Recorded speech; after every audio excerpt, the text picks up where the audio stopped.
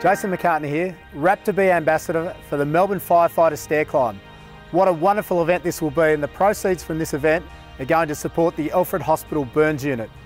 Yeah, obviously after the incident took place in Bali, I ended up in the Stair Hospital in Bali, and look, the conditions there weren't great at all, but they were amazing what they could do with so many people there. Look, if it would have happened here, it would have put us under a lot of pressure here at the great facilities and hospitals we have in Australia. So they did what they could do there. I was flying out of there Monday morning, and first port of call was Darwin. Darwin a long way from here, obviously, but such a great relief to be back on Australian soil, and had some wonderful care at the Royal Darwin Hospital.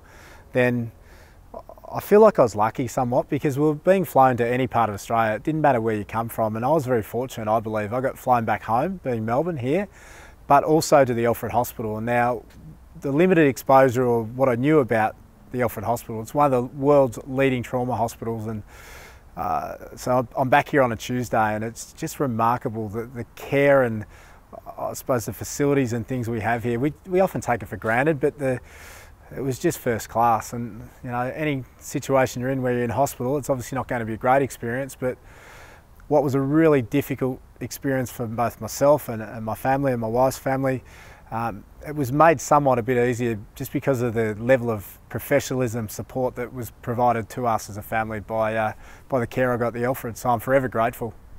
I had no understanding of burn injuries at all, and I didn't know exactly how bad I was. And I thought when I made it home to Melbourne to the Alfred Hospital, I thought I was actually just, everything was going to be okay now. This wonderful hospital, the very best care, but just that lack of understanding or awareness that I was actually starting to move into a pretty critical phase. And pretty much for me, arriving back at the Alfred on the Tuesday, was straight into intensive care, multiple operations, all the skin grafts.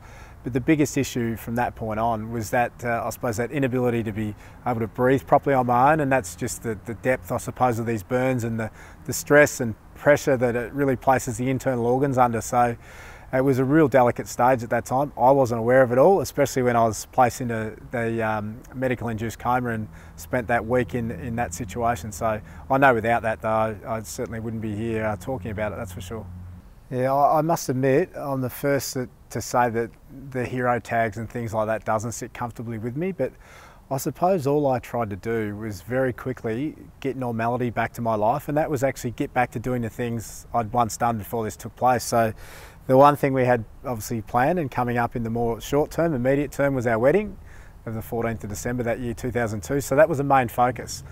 Beyond that, it was always about getting back and playing football. Definitely that's what I wanted to do. And now, obviously by great support around me, a lot of hard work, and I spent countless days after I was released from the Alfred Hospital, back there as an outpatient every morning with my wife, going through this rigorous rehabilitation program. And that got me to the stage where, although it was thought I'd be in hospital for 8 to 10 weeks, I was out in 4 or 3.5 weeks, and it allowed me that next 4 weeks to be back there training, doing rehab. And the wedding ended up going ahead as scheduled, and that was important. I suppose with that, I was probably hoping I'd be able to do these things, but with each little milestone I achieved along the way, it actually built a lot of self-belief.